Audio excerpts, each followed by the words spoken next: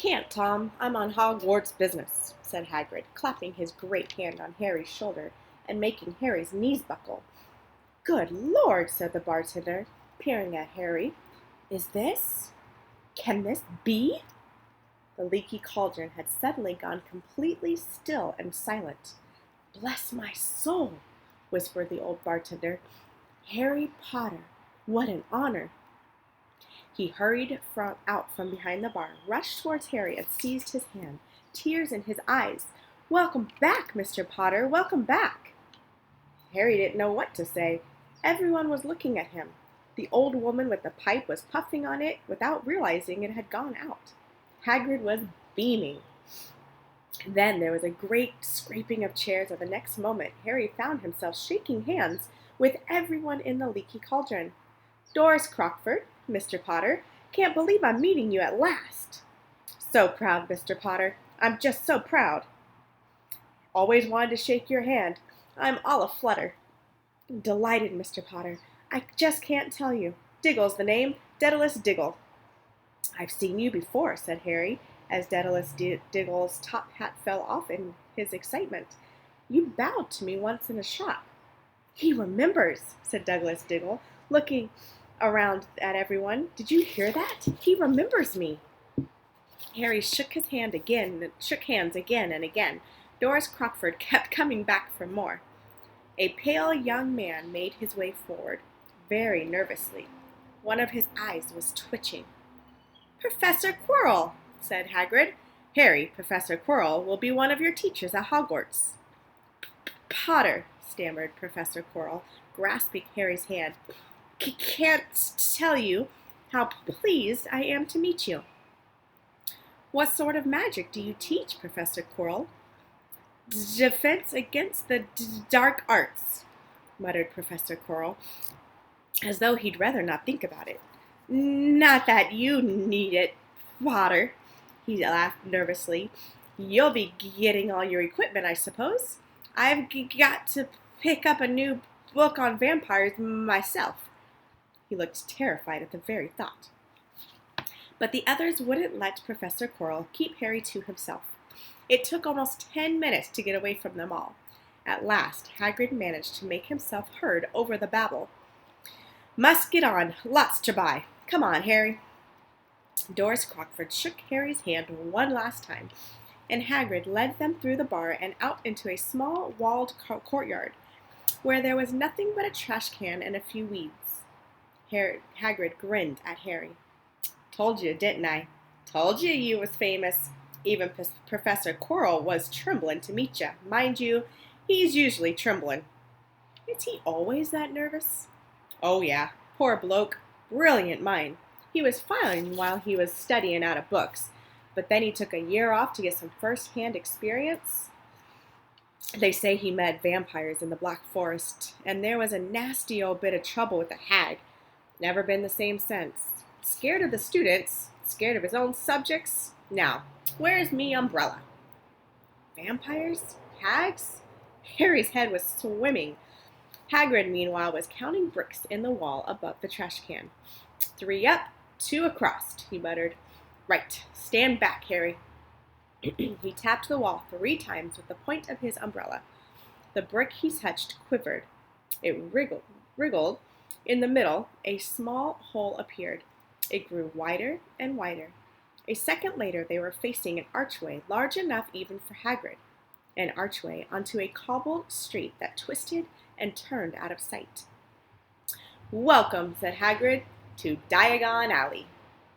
He grinned at Harry's amazement. They stepped through the archway.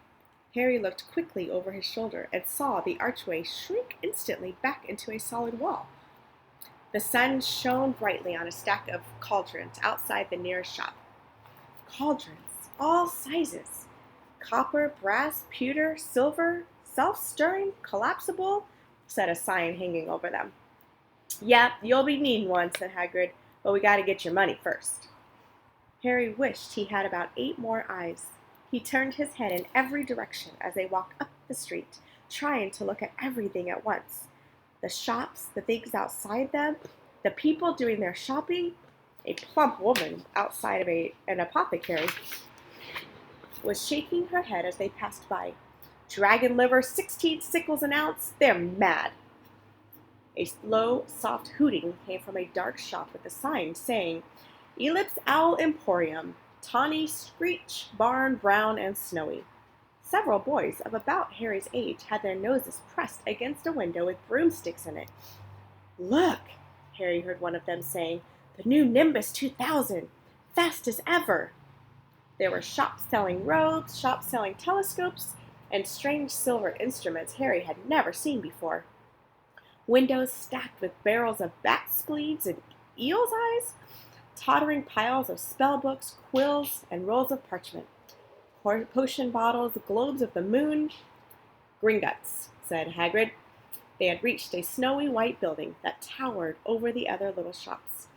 Standing beside its burnished bronze doors, wearing a uniform of scarlet and gold, was... Yeah, that's a goblin, said Hagrid quietly as they walked up the stone steps towards him.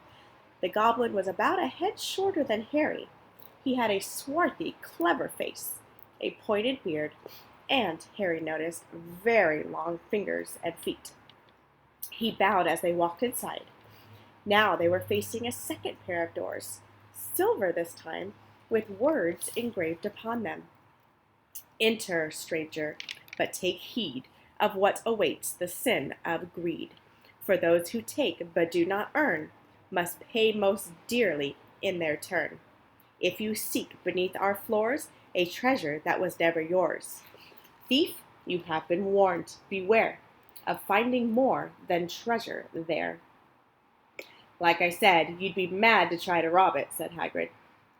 A pair of goblins bowed them through the silver doors, and they were in a vast marble hall. About 100 more goblins were sitting on high stools behind a long counter, scribbling in large ledgers, weighing coins in brass scales, examining precious stones through eyeglasses. There were too many doors to count leading off the hall, and yet more goblins were showing people in and out of these. Hagrid and Harry made for the counter.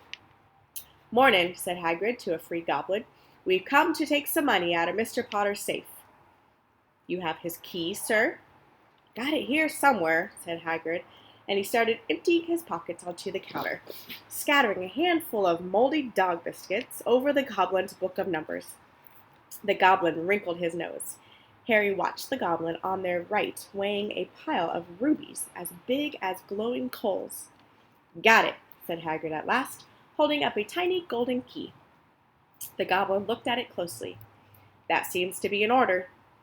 Ah, I've got a letter here from Professor Dumbledore, said Hagrid importantly, throwing out his chest. It's about you-know-who in Vault... Oh, you-know-what in Vault 713. The goblin read the letter carefully. Very well, he said, handing it back to Hagrid. I will have someone take you down to both vaults. Griphook! Griphook was yet another goblin. Once Hagrid had crammed all the dog biscuits back inside his pockets, he and Harry followed Griphook toward one of the doors leading off the hall. What's the you-know-what in Vault 713? Harry asked. Can't tell you that, said Hagrid mysteriously. Very secret. Hogwarts business. Dumbledore trusted me. More'n my job's worth to tell you that. Griphook held the doors open for them. Harry, who had expected more marble, was surprised. They were in a narrow stone passageway lit with flaming torches. It sloped steeply downward, and there were little railway tracks on the floor. Griphook whistled, and a small cart came hurtling up the tracks towards them.